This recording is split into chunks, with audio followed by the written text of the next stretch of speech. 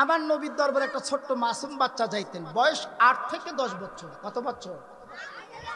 আমি কিন্তু ডাইরেক্ট শুরু করলাম, ভূমিকা টুমিকা রাখেন মিয়া, কালকে শুনেন ভূমিকা। বাচ্চার বয়স কত? 8 থেকে 10 বছর। সোনামণিরে আমি যেটা বলবো সেটা বলবা, তাছাড়া বলবা না, ডিস্টার্ব দিবা না, চুপ থাকো। 8 থেকে 10 বছর বয়স। আমার নবীর দরবারে সপ্তাহে একদিন ক্লাস করে। কয়দিন? একদিন। ক্লাসটা কি? লা ইলাহা ইল্লাল্লাহ মুহাম্মাদুর রাসূলুল্লাহ সাল্লাল্লাহু আলাইহি ওয়াসাল্লাম, এই কালেমার ক্লাস করে। কিছুদিন পরে মাকে এসে ডাক দিয়ে কয়, মা, আব্দুল্লাহর পোলা মুহাম্মাদের দরবারে সপ্তাহে একদিন ক্লাস করে আমার কোনো মজা নাই, তুমি কি বলতে চাও? বলে আমাকে সপ্তাহে আর একটা দিন বাড়ায় দাও না।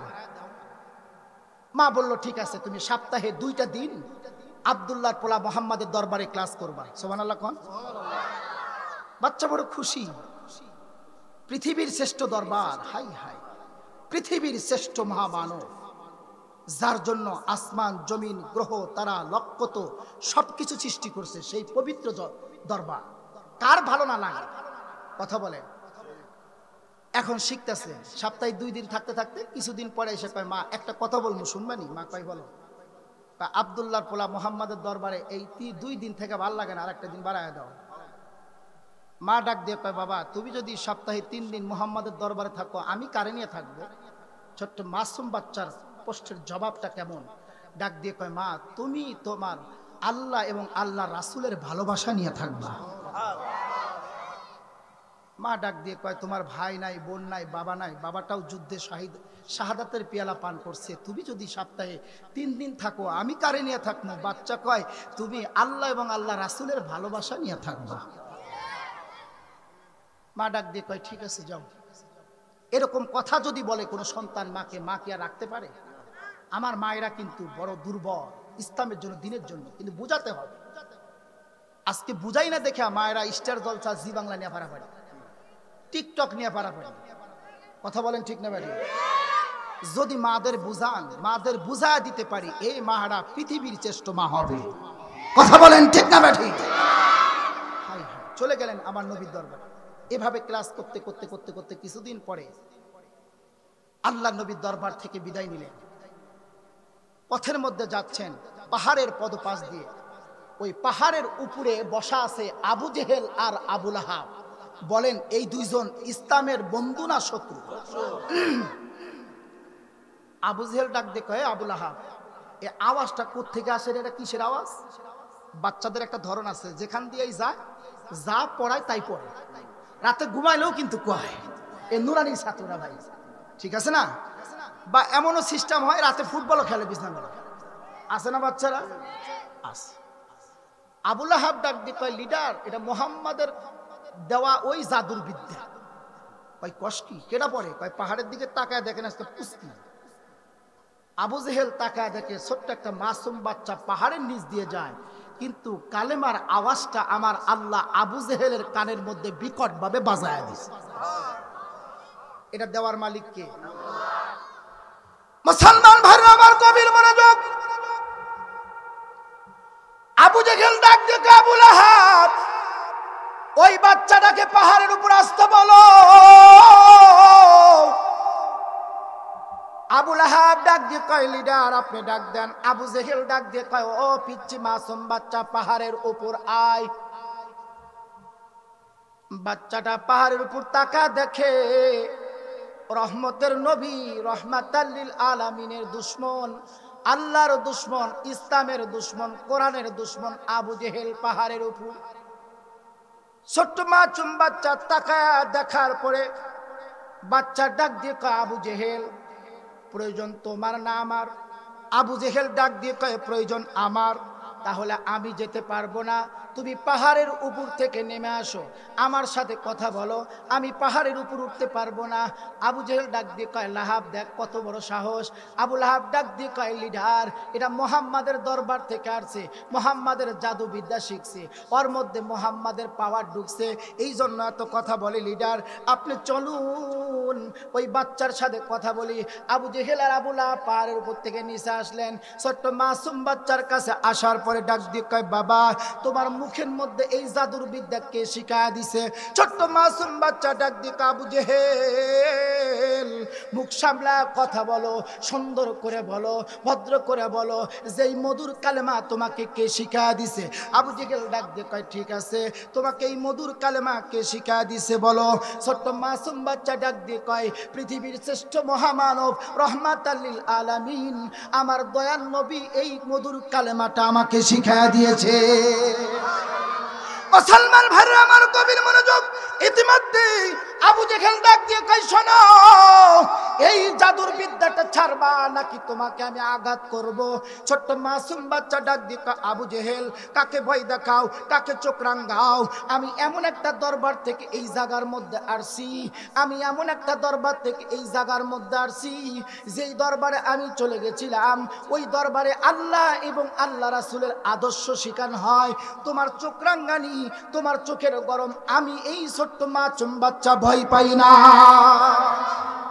কারা ভয় দেখা তোমার এই চোখের রাঙানি আমি ভয় পাই না আবু জেহেল ডাক দিয়ে কয় পিচ্চি মানুষ তো যা বুঝাইছে তাই বুঝতেছো এই যে দেখছো নি কয় কি এটা কয় তরবারি রাখো তোমার তরবারি তুমি কি করবা আমার কাল্লা কাটবা গর্দান উড়াইয়া দিবা আমার কলিজা কাটবা রক্ত বের করবা আমি এমন একটি দরবার থেকে এসেছি আমি এমন একটি দরবারে যাই যে দরবারে থাকলে ঈমান বন্ধ হয় না ঈমান তাজা হয় কিসের ভয় দেখা আমি জীবন দেব কাল্লা দেব রক্ত দেব কলিজা দেব কিন্তু মুহাম্মাদের দেওয়া কালেমা দেব না সুবহানাল্লাহ বাজ্জা কইেন হাই রে সব বইনেছে রে সুবহানাল্লাহ কয় না না পাশে কবরস্থান শুনলে আবার মুর্দা ব্যক্তি রাগ করব আওয়াজ দিবেন ইমানের আওয়াজ দিবেন আল্লাহ খুশি হবে মদিনার কামলিওয়ালা নবী খুশি হবে ঠিক কি না মুসলমান বাড়ির আমার গভীর মনোযোগ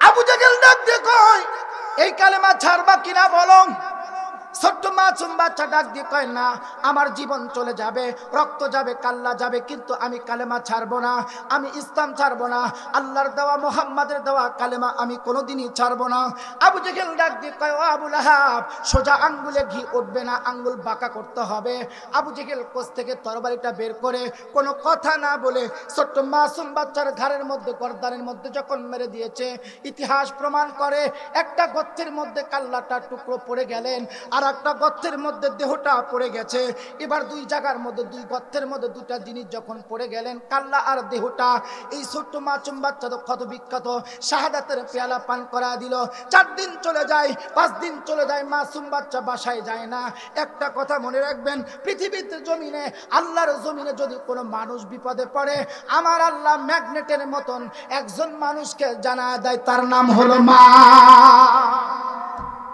সন্তান যদি বিপদে পড়ে কেউ না জানুক কিন্তু জানে কে মা জানে আল্লাহর কি কুদরত কারিশমা যে এই দেহর সাথে এই রক্তের সাথে এই নারীর সাথে মার নারীর সাথে একটা মিল আছে যাদের মা নাই তারাই বোঝে মা হারানো কি ব্যথা রাগ করতেছেন নি সম্মানিত সুধী মা চলে আসছেন আমার নবীর দরবারে আব্দুল্লাহর পোলা মুহাম্মদ সাল্লাল্লাহু আলাইহি ওয়াসাল্লাম আমার ছেলে তো এখনো বাসায় যায় না আমার নবী কয় কালকেই তো চলে গেছে কয় না এখনো যায় না নবীর জবান মোবারক থেকে বললেন মা আপনি বাসায় চলে যান ইনশাআল্লাহ আমি আপনার সন্তানকে আপনার বাড়ি পর্যন্ত পৌঁছায় দেব